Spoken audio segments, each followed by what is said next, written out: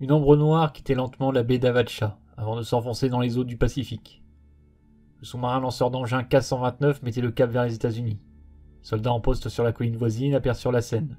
Sans le savoir, ils furent les derniers à pouvoir observer le navire pour ce qui serait son dernier voyage. On était alors en pleine guerre froide, et les tensions entre les deux blocs restaient vives. Les Américains étaient enlisés au Vietnam, et les tensions avec la Corée du Nord étaient ravivées par la politique agressive des Coréens, tandis que les relations entre la Chine et l'Union soviétique commençaient à se tendre sérieusement. Du coup, la course aux armements battait son plein, les Soviétiques intensifiant leurs efforts pour rattraper leur retard sur les Américains. Le sous-marin K-129 devait patrouiller au nord d'Hawaï. Ces missiles, chacun avec une portée de plus de 1300 km, étaient coiffés d'une ogive d'une mégatonne de TNT, soit environ 65 fois la puissance des bombes larguées sur Hiroshima et Nagasaki, ainsi que de 2 torpilles équipées d'ogives nucléaires. 98 personnes, officiers et marins étaient à bord. Aucun ne devait rentrer à sa base. Quelques jours après son départ, les Soviétiques perdirent tout contact avec le K-129. Le problème, c'est qu'ils ignoraient totalement la position du sous-marin. En effet, ces navires devaient mener l'essentiel de leur mission en plongée, limitant les communications avec l'extérieur pour éviter d'être détectés par l'ennemi. Les sous-marins lanceurs d'engins étaient et sont encore aujourd'hui l'un des principaux vecteurs de la dissuasion nucléaire. Personne n'oserait attaquer l'Union soviétique, sachant que les sous-marins étaient en plongée quelque part, invisibles et prêts à lancer leurs missiles sur le territoire de l'agresseur. Le 10 mars, soit 2 jours après la perte de contact avec le K-129, les soviétiques lancèrent une vaste opération pour retrouver le navire. 36 navires de guerre, 5 sous-marins ainsi que plusieurs avions de reconnaissance furent déployés, mais sans succès. Il faut dire que la zone de recherche était immense. Les soviétiques ignorant si le trajet défini à l'avance avait été respecté ou non par le commandant. La météo et les courants marins pouvaient aussi avoir une influence sur le trajet et la position du sous-marin. Bref, les navires et les avions soviétiques devaient retrouver un sous-marin dans une zone de près de 2,2 millions de km², soit 4 fois la superficie de la France. Autant chercher une aiguille dans une botte de foin. Le vice-amiral Valéry Alskin témoigna plus tard. En arrivant sur la zone, 4 sous-marins étaient alignés à 10 miles petits d'intervalle. Ils quadrillèrent le sable pendant presque un mois. La météo était très mauvaise, avec des vagues de plus de 7 mètres, gênant les efforts des soviétiques. Les Américains repérèrent très vite le manège des Russes, et dès que la météo le permit, des avions patrouilleurs vinrent observer ce qui se passait. Pour les Américains, il devint rapidement évident que les Soviétiques cherchaient un de leurs sous-marins, et que ces derniers n'avaient aucune idée de l'endroit où ils se trouvaient. Le 5 mai, les opérations de recherche cessèrent. Le K-129 avait disparu sans laisser de traces. La nouvelle de la disparition du K-129 resta secrète. Seules les familles et les habitants de la base furent au courant. À l'époque, l'Union soviétique ne mentionnait jamais ses échecs, et ce n'est qu'en 1993 que la liste des victimes fut publiée dans la presse.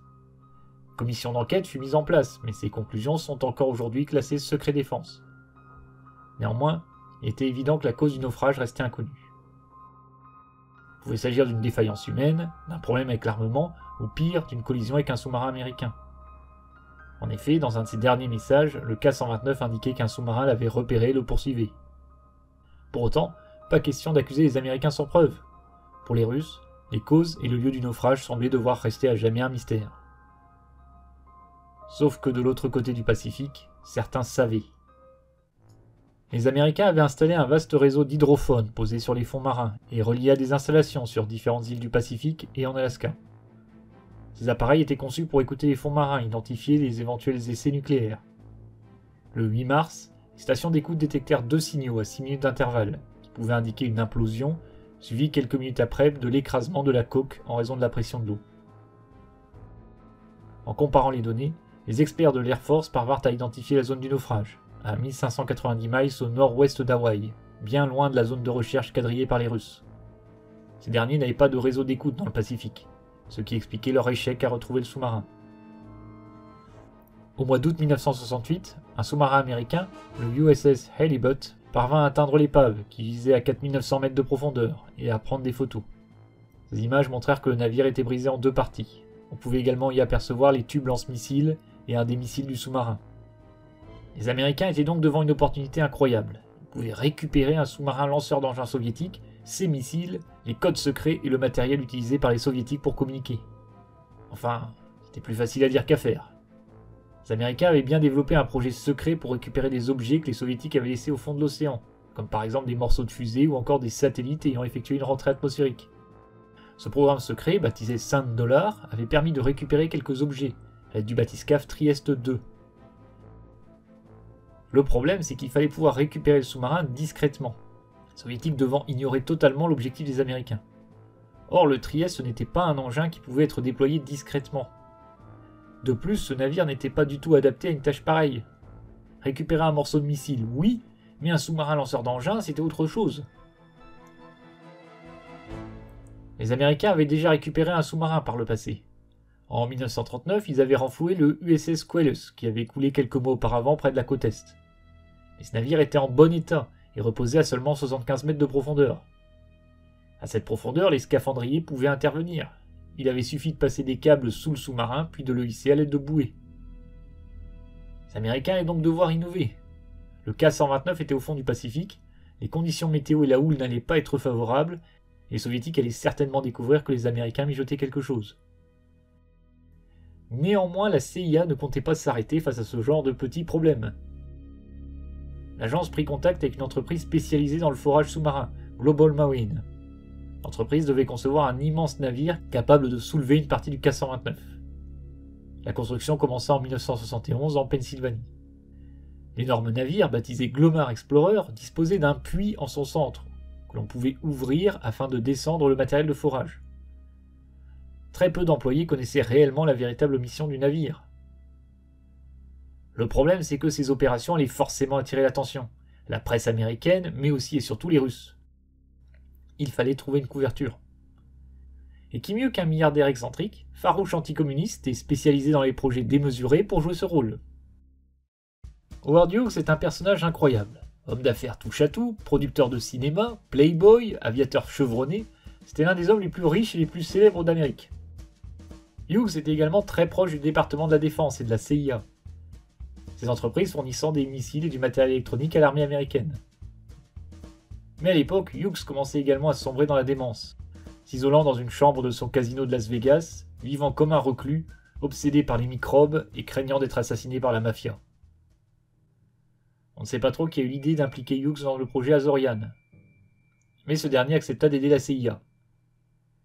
Hughes annonça que sa compagnie allait affréter le Glomar Explorer afin de prospecter les fonds marins à la recherche de nodules métalliques, des concrétions minérales qui tapissent le fond des océans et dont les réserves sont évaluées à plusieurs centaines de milliards de tonnes. Les journalistes étaient d'ailleurs invités à visiter le navire afin de voir les installations utilisées pour le minage des nodules.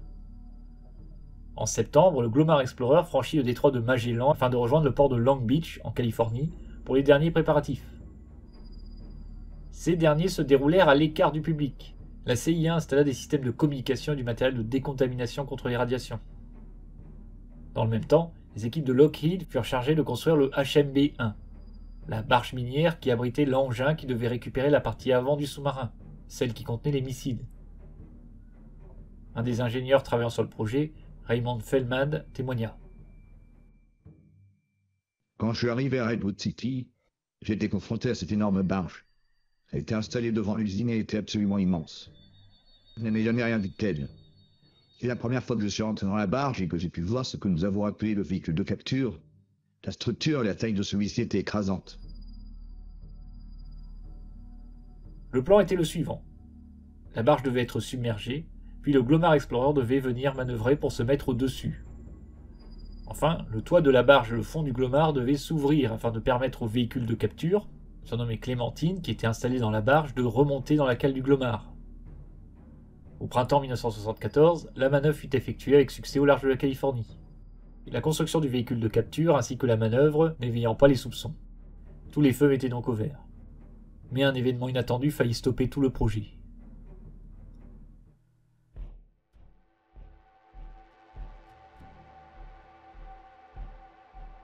Profitant de l'obscurité, 4 hommes s'introduisirent dans les bureaux de la Summa Corporation. Ligotèrent à des gardes avant d'ouvrir 2 coffres-forts. D'après la presse, les cambrioleurs repartirent avec $68 000, un beau butin. Du coup, vous vous demandez, qu'est-ce que ce fait divers a à voir avec notre histoire? La Summa ne s'est pas toujours appelée ainsi. Jusqu'en 1972, elle s'appelait la Hughes Tool Company. Eh oui, la Summa Corporation était la holding d'Howard Hughes. Et en plus de l'argent, un certain nombre de documents évoquant les affaires secrètes du patron avaient disparu. Et quelques semaines après le braquage, un des voleurs exigea $1 million contre la remise de ses documents, ce que la compagnie refusa initialement.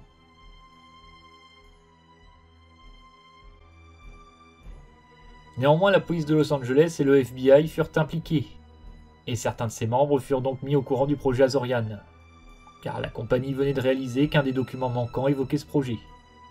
Un des plans les plus secrets de la CIA était potentiellement aux mains de vulgaires cambrioleurs.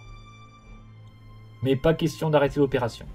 Le 21 juin, le Glomar Explorer mit le cap vers le Pacifique Nord. En plus de l'équipage, une équipe de spécialistes de la CIA était à bord. Le 4 juillet, le navire avait atteint le lieu du naufrage. L'opération pouvait commencer. Enfin, presque. L'arrivée d'un typhon sur la zone retarda l'opération d'une dizaine de jours. Lorsque le brouillard se leva finalement, au matin du 18 juillet, les marins du Glomar aperçurent un grand navire blanc équipé de dômes radars et arborant un pavillon marqué d'une faucille et d'un marteau. C'était le Chazma, un navire soviétique chargé d'observer le Glomar. En effet, les Russes se doutaient que les Américains manigançaient quelque chose. Leurs espions leur avaient rapporté l'intérêt de la CIA pour le K-129, et ces derniers comptaient vérifier ce qui se passait. Un hélicoptère fut envoyé survoler le navire, le photographiant sous tous les angles. Pendant ce temps, les Américains installèrent des caisses sur le pont afin d'empêcher un atterrissage et se préparaient à passer les documents secrets par-dessus bord.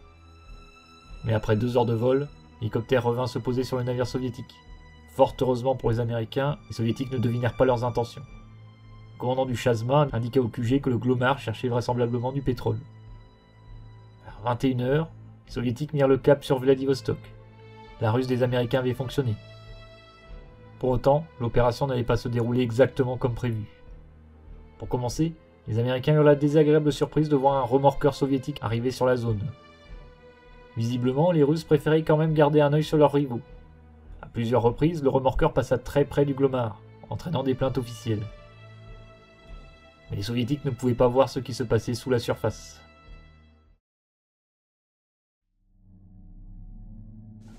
Dans la salle de contrôle du Glomar Explorer, c'est l'effervescence. Le véhicule de capture venait de se positionner au-dessus de sa cible. Sur les écrans de contrôle, la silhouette du K-129 apparaissait. Lentement, le véhicule s'alignait avec l'épave avant d'enfoncer ses énormes pinces dans le sol pour saisir la partie avant du sous-marin. Puis l'ensemble commença une lente remontée. Le plan des Américains semblait fonctionner. Mais l'océan ne comptait pas rendre ce qu'il avait pris. Alors que le sous-marin avait remonté d'environ 1900 mètres, un choc fit trembler le Glomar Explorer. Le véhicule de capture avait basculé soudainement. Les techniciens découvrirent avec effroi que le K-129 s'était brisé, qu'une grosse partie du sous-marin retombait vers les fonds marins. Seul un morceau d'une dizaine de mètres de longueur était toujours coincé dans le véhicule de capture. Lors de la phase de capture, plusieurs éléments du véhicule avaient été endommagés, sans que les techniciens ne s'en rendent compte. La situation était catastrophique. La partie qui était retombée contenait les missiles et le matériel de cryptage russe. Plus moyen de récupérer le reste du sous-marin. De plus, le véhicule de capture ne pouvait pas être réparé à bord du Glomar, et de toute façon il était impossible de tenter une deuxième récupération sans larguer le morceau déjà récupéré. Lentement, le véhicule de capture remonta ce qui restait du K-129 à bord du Glomar. Le 6 août, à 21h17, l'engin et son butin étaient en sécurité dans le navire. Quelques minutes plus tard, le remorqueur soviétique s'approcha du Glomar, venant provoquer une dernière fois les Américains avant de faire demi-tour, quittant définitivement la zone. Le Glomar Explorer mit le cap vers Hawaï. Il restait maintenant à examiner les restes du K-129. Les techniciens détectèrent des radiations provenant d'une des torpilles nucléaires du navire. Fort heureusement, sans grand danger pour l'équipage. Les restes du sous-marin russe pouvaient être explorés. Plusieurs corps furent découverts, rappelant à tous le destin tragique des 98 membres d'équipage. L'ingénieur Raymond Feldman témoigna. Il fallait ressentir un grand respect et aussi de la tristesse parce qu'ils étaient jeunes, de très jeunes hommes pour la plupart. Et vous saviez que leur famille était en deuil pour eux. Les objets récupérés furent soigneusement nettoyés et photographiés. Les Américains récupèrent des documents ainsi que la cloche du navire. Ironiquement, des nodules métalliques furent également récupérés sur l'épave. Comme quoi le Glomar a effectivement fait un peu d'exploitation minière. Le 16 août, le Glomar jeta l'ancre à Hawaï. L'équipage fut remplacé. Une nouvelle équipe fut chargée de poursuivre l'étude des objets remontés et de se débarrasser de ce qui n'était pas utile.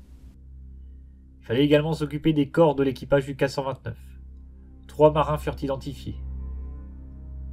Une cérémonie fut organisée et filmée montrant l'immersion des corps dans le Pacifique, le tout avec les honneurs militaires. C'est une des rares fois, si ce n'est la seule, où l'hymne soviétique a été joué sur un navire américain. La cérémonie fut filmée, et le film fut montré au président russe Boris Yeltsin en 1992 par le directeur de la CIA, Robert Gates. Un an plus tard, la cloche du K-129 fut rendue aux Russes, ainsi qu'une photographie d'un marin retrouvé dans l'épave. Le directeur de la CIA, William Colby, témoigna plus tard. Nous avons dû trouver une cérémonie appropriée. Nous avons pensé qu'un jour nous devrions peut-être donner cette information aux Russes. Nous voulions leur assurer que nous traitions leur peuple avec le respect et les honneurs qui leur sont dus. Le 21 septembre, le Glomar Explorer atteignit Long Beach. Le matériel récupéré sur le sous-marin fut ensuite transféré dans un lieu secret. Dans le même temps, la CIA réfléchissait à la faisabilité de retourner sur le site, récupérer le reste du sous-marin. En effet, les missiles et le matériel de cryptage étaient retombés au fond de l'océan. Le sous-marin USS Seawolf fut envoyé sur place photographier l'épave et voir si la partie qui avait échappé aux griffes du véhicule de capture était toujours en bon état.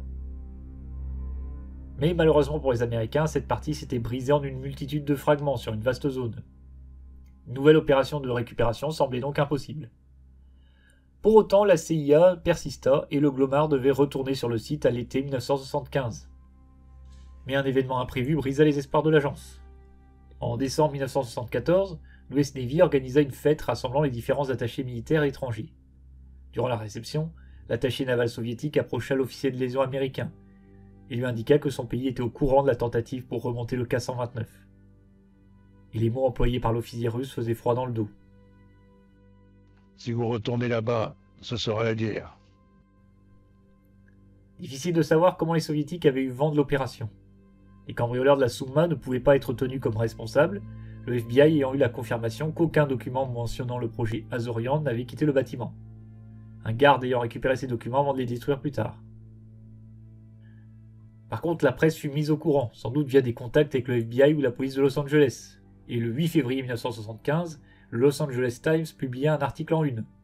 D'autres médias relatant également le projet dans les semaines qui suivirent, avec de multiples erreurs et imprécisions dans leurs articles. La CIA ainsi que la Maison-Blanche refusèrent de répondre aux questions des journalistes. En revanche, l'idée de retourner sur le site récupérer le reste du sous-marin fut complètement abandonnée. Le véhicule chargé de remonter le sous-marin fut démantelé, tandis que le Glomar Explorer fut mis en réserve pour une vingtaine d'années. Le navire fut ensuite vendu à une entreprise afin d'effectuer des forages sous-marins. Il fut finalement envoyé à la casse en 2015. La barge HM-B1, qui avait servi de chantier naval pour construire le véhicule de capture, connut un destin plus original, accueillant la construction du Sea Shadow, un navire expérimental furtif développé pour l'US Navy. Quant au K-129, eh bien, il a continué longtemps de déchaîner les passions et de stimuler l'imagination des gens. De multiples théories ont été faites sur les causes réelles du naufrage. Certains pensent que le sous-marin a été coulé par un sous-marin américain, soit volontairement, soit accidentellement lors d'une collision. Le K-129 avait effectivement été repéré par les Américains, et durant cette période, plusieurs confrontations eurent lieu entre les deux blocs, et dans certains cas, on n'est pas passé loin de la catastrophe. Les Soviétiques avaient donc toutes les raisons de croire que cette fois-ci, une confrontation ait pu mal tourner, aboutissant à la perte du K-129. Une collision avec le sous-marin USS Swordfish a notamment été évoquée, mais sa position ne correspond pas avec celle du K-129 au moment du naufrage. Une autre théorie, tout droit tirée d'un film hollywoodien, évoque même la possibilité que le K-129 ait cessé d'obéir aux ordres et ait tenté de lancer un missile sur Hawaï, afin de provoquer un conflit entre la Chine et les États-Unis. Mais le lancement fut un échec, provoquant une explosion qui condamna le navire. Pour autant, la thèse de l'accident reste tout à fait plausible. Officiellement, une défaillance d'une valve du snorkel fut identifiée comme la cause du naufrage, mais sans que l'on puisse confirmer cela avec certitude. L'analyse des relevés acoustiques américains semble plutôt indiquer un problème sur un des deux missiles du navire, avec une mise à feu des moteurs dans leur silo, aboutissant à la destruction du sous-marin. Pour conclure, le projet Azorian reste l'un des plus ambitieux et des plus coûteux menés par les États-Unis pendant la guerre froide. On parle d'1 demi-milliard de dollars de l'époque. Est-ce que ça valait le coup ? Pas sûr au vu du peu d'éléments remontés à la surface. Quant aux soviétiques, ils pouvaient se sentir humiliés. Ils avaient perdu un sous-marin, avaient été incapables de le localiser, et enfin ont laissé les Américains préparer pendant 2 ans une mission ambitieuse sans s'en rendre compte. Le Glomar Explorer put même agir sous les yeux de 2 navires soviétiques, sans que ces derniers ne comprennent l'entourloupe. L'amiral russe Victor Digalo témoigna plus tard. « Je l'ai dit plusieurs fois, il faut juger équitablement son adversaire. Il va sans dire que les États-Unis ont fait une percée technologique. Le simple fait qu'ils ont réussi à construire un navire de 60 000 tonnes de déplacement, à installer de l'équipement pour soutenir une telle charge, à prévoir comment accueillir le sous-marin sous le navire, et enfin le soulever, nous a semblé que c'était quelque chose d'irréel, fantastique, que je peux comparer à une mission sur la Lune au vu de l'investissement technologique et financier. Et un autre point. Le navire a été construit en 2 ans. Nous avons été trompés ces 2 années. La désinformation a été organisée de manière exceptionnelle. A noter que le projet Azorian ne fut pas la dernière tentative des Américains pour retrouver un sous-marin coulé. Et l'une de ces tentatives obtint même des résultats particulièrement intéressants. Mais ça, on en parlera une prochaine fois.